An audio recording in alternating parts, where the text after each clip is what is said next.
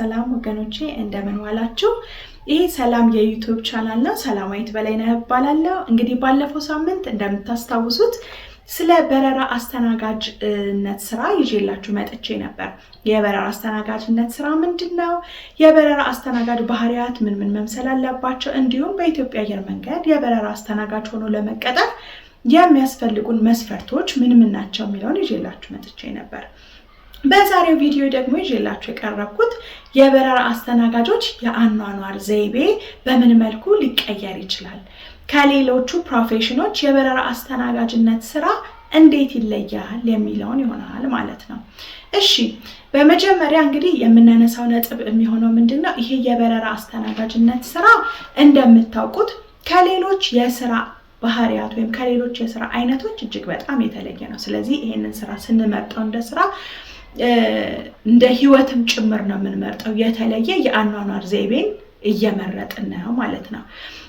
በምን ይሄ ስራ የተለየ የአኗኗር መንገድ አለው የሚለውን ነው ዛሬ ማሳያችሁ። እንዲሁም እነዚህን ቻሌንጆች ወይም ተግዳሮቶች በስራው ሁኔታ የሚመጡትን አዳዲስ ባህሪያት እንዴት አድርገን መቋቋምና ማለፍ እንችላለን የሚለው ነው የምንነጋገረው ማለት ነው። እሺ፣ የመጀመሪያው እንግዲህ የምንነጋገርበት ርዕስ የሚሆነው ምንድነው? የእንቅልፍ ወይም የአተኛኘት ሁኔታ። እንግዲህ ይሄ ስራ እንደምታውቁት ሰዎች ሲሰሩ ምንተኛበት፣ ሰዎች ደግሞ ሲተኙ ምንሰራበት አይነት ነውና የአተኛኝ ሁኔታችን በተለያየ መንገድ ቅርጹ ሊለዋወጥ ይችላል። እንግዲህ እንደምታውቁት የሰው ልጅ በ24 ሰዓት ውስጥ ቢያንስ ለ8 ሰዓታት እንዲተኛ ይመከራል።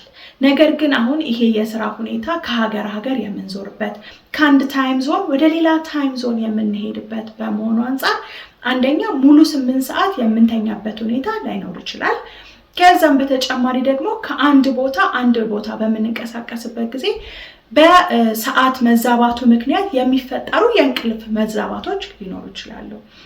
ስለዚህ በተለምዶ እንግዲህ እኛ የለመድነው በተመሳሳይ ሰዓት መተኛትና በተመሳሳይ ሰዓት መነሳት ሊሆን ይችላል።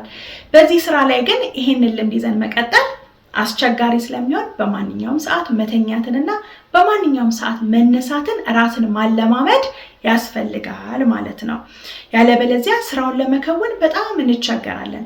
በሚሰራበት ሰዓት እንቅልፋችን እየመጣ በሚተኛበት ሰዓት ደግሞ እየነቃን ልንቸገር ስለሚችል ቅርጽ ያለውን የአተኛኝ መንገድ ትተን ቅርጽ ወደሌለው የአተኛኝ መንገድ ራሳችንን ማለማመድ፣ ጠዋት ተኝቶ መነሳት፣ ከሰዓት ተኝቶ መነሳት፣ ማታ ተኝቶ መነሳት፣ ሁሉንም አይነት የአተኛኝ መንገድና ዘዴ መለማመድ አስፈላጊ ነው ማለት ነው። ሌላው ከዚሁ ጋር ተያይዞ የሚነሳው እንግዲህ ወደ ተለያየ ሀገር ስንሄድ የአመጋገብ ዘይቤ የምግብ ሁኔታ ነው ማለት ነው። እንግዲህ እኛ እንደ ኢትዮጵያውያን በባህላችን የለመድናቸው የተወሰኑ የምግብ አይነቶች ይኖራሉ። ወደ ሌላ ዓለም ስንሄድ ግን የተለየ የአመጋገብ ስርዓትና የተለየ የምግብ ጣዕም ይጠብቀናል። እዛ የሚገጥሙንን የምግብ ጣዕሞች ለመለማመድ፣ እዛ ያሉትን የአመጋገብ ዘይቤና ስርዓቶች ለመላመድ ራሳችንን ልቦናችንን ክፍት ማድረግ ወይንም ኦፕን ማይንድድ መሆን ያስፈልገናል ማለት ነው። ያለበለዚያ ሌሎች ሰዎች በአመጋገባቸው ላይ የሚፈጽሙትን ባህል ወይም አካሄድ ሁሉ የምንጠየፍ፣ ይሄ ነገር እንዳይነካብኝ፣ ይሄ ነገር እንዳይሆን የምንል በጣም ለአዳዲስ ነገሮች ዝግ የሆንን ሰዎች ከሆነን ሌላ ቦታ ሄደን ለመላመድ እንቸገራለን። እርግጥ እንደ ኢትዮጵያውያን የራሳችን በመንፈሳዊ አስተምህሯችንም ይሁን በአኗኗር ባህላችን የተከለከሉ የአመጋገብ ስርዓቶችና ምግቦች ሊኖሩ ይችላሉ።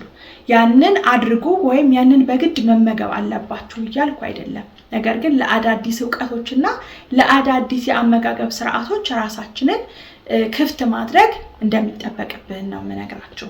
ሌላው እንግዲህ ከዚህ ከበረራ አስተናጋጅነት ስራ ጋር በተያያዘ በጣም አስፈላጊ የሚሆነው የአካል ብቃት ነው። የአካል ብቃት ከዚህ ቀደምም በመጀመሪያ በሰራሁላችሁ ቪዲዮ ላይ ትንሽ ጠቀስ አድርጌው ላልፍ ሞክሬያለሁ።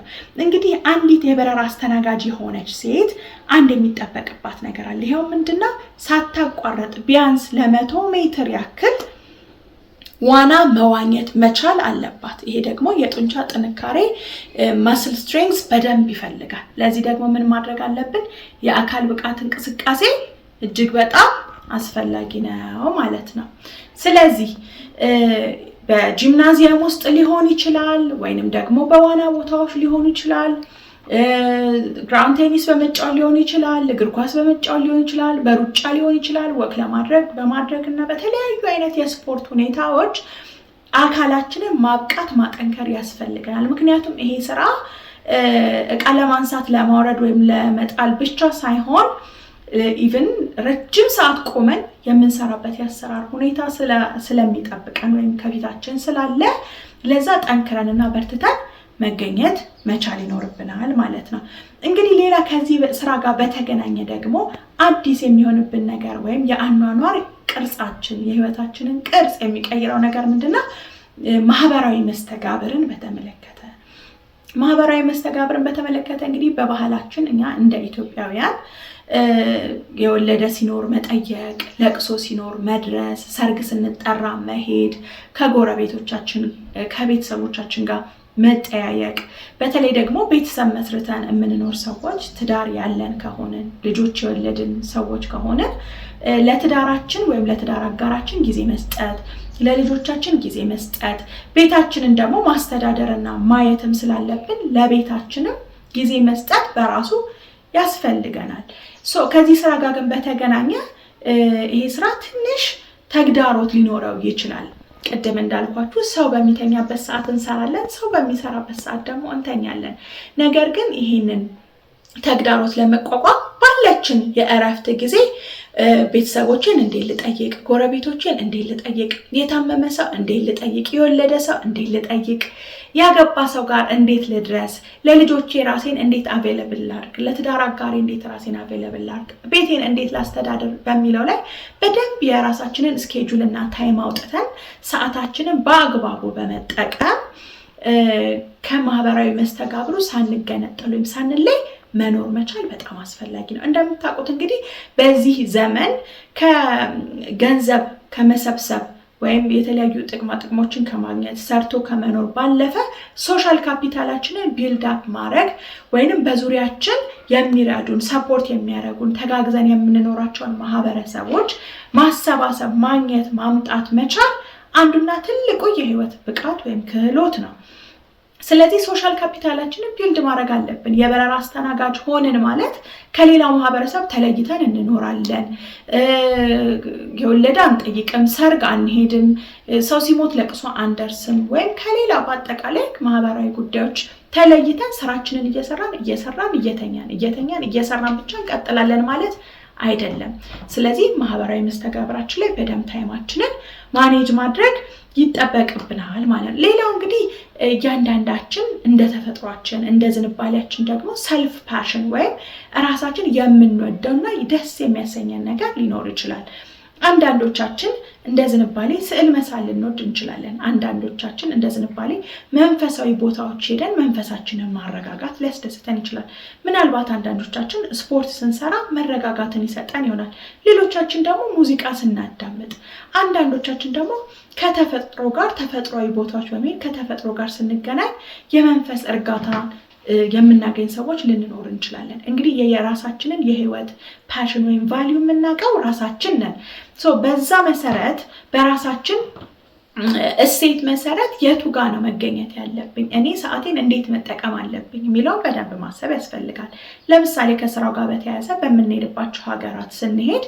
የሚኖረን የረፍት ጊዜ አለ በዛ የሚኖረኝን የረፍት ጊዜ እንዴት ልጠቀመው መጽሐፍ ማንበብ የሚወድ ሰው ቁጭ ብሎ በረፍት ጊዜው መጽሐፍን ማንበብ ይችላል ግጥም መጽሐፍ የሚወድ ሰው ካለ በረፍት ጊዜው ቁጭ ብሎ ግጥምን መጻፍ ይችላል ስፖርት መስራት የሚወድ ሰው ካለ በረፍት ጊዜው ቁጭ ብሎ ስፖርትን መስራት ይችላል ሌሎችንም ተግባራት እንዲሁ ማከናወን የሚፈልግ ሰው እዛ ባለው እረፍት ከሀገር ውጪ ባለው እረፍት ማከናወን ይችላል እንዲሁም ደግሞ በሀገራችን ስንመጣ ደግሞ ያለንን ታይም መንፈሳዊ ቦታ ለመሄድ በዚህ ሰዓት ይሄን እናደርጋለሁ ከሰዎች ጋር ለመገናኘት ደግሞ በዚህ ሰዓት ይሄን እናደርጋለሁ ብለን እንደ ፓሽናችን እንደምንወደው ነገርና እንደ ዝንባሌያችን ሰዓታችንን በሚገባ ማኔጅ ማድረግ ይኖርብናል ማለት ነው እንግዲህ ሌላው ይሄ ስራ ከአካል ብቃት በተጨማሪ የመንፈስ ብቃት የመንፈስ ጥንካሬ ይፈልጋል። ለምን ከባድ የሆነ ኢሞሽናል ስትሬን አለው። እንቅልፍ ሲዛባ፣ ያተኛኘታችን ሁኔታ ሲዛባ፣ ረጅም ሰዓት ቆመን ስንሰራ፣ ረጅም ሰዓት ደግሞ አካላችንን የሚያደክም ነገር ስንሰራ በራሱ የሚፈጥረው ኢሞሽናል ስትሬን ወይም ደግሞ የስሜት የመንፈስ መዛባት ሊኖር ይችላል። ስለዚህ አእምሯችን ላይ መንፈሳችን ላይ መስራት ይኖርብናል ማለት ነው። እንግዲህ ለዚህ የተለያዩ ዘዴዎችን ልንጠቀም እንችላለን። እንዳልኳችሁ ወደ መንፈሳዊ ቦታዎች ሄዶ በጸሎት ራስን ማረጋጋት ሊሆን ይችላል። የሚያስደስተንን ነገር በማድረግ ዘና የምንልበትን ነገር በመፍጠር ኢሞሽናሊ የአእምሯችንን ጤንነት የስሜታችንን ጤንነት መጠበቅና ማስጠበቅ አለብን። ያለበለዚያ ለዚህ ስራ ጥሩ ሰዎች ጥሩ ደንበኛ አገልጋዮችን ልንሆን አንችልም። እንግዲህ ለዛሬ በጠቅላላ ይዤላችሁ የመጣሁት እነዚህን ነጥቦች ነው። ይሄ የበረራ ስራ ህይወታችንን በምን መንገድ ሊለውጠው ይችላል፣ እነዚህን ለውጦችስ እንዴት ማስተናገድ እንችላለን ስለሚለው ነው ማለት ነው። እንግዲህ ከዚህ ቀደም በነበረው ቪዲዮ ያነሳሁትን ማየት የምትፈልጉ ማየት ትችላላችሁ። ከዚህ በተጨማሪ ደግሞ እንድንነጋገርባቸው የምትፈልጓቸው አርዕስቶች ካሉ ከስር ኮሜንት ሴክሽን ላይ ጻፉልኝ፣ አድሬስ ለማድረግ እሞክራለሁ። ከዛ በተጨማሪ ግን በሚቀጥለው ቪዲዮ የበረራ አስተናጋጅነትንና መንፈሳዊነትን እንዴት አድርጎ አጣምሮ ይዞ መሄድ ይቻላል የሚለውን ሰርቼ እንገናኛለን ማለት ነው። እስከዛው ድረስ መልካም ቆዩኝ። አመሰግናለሁ።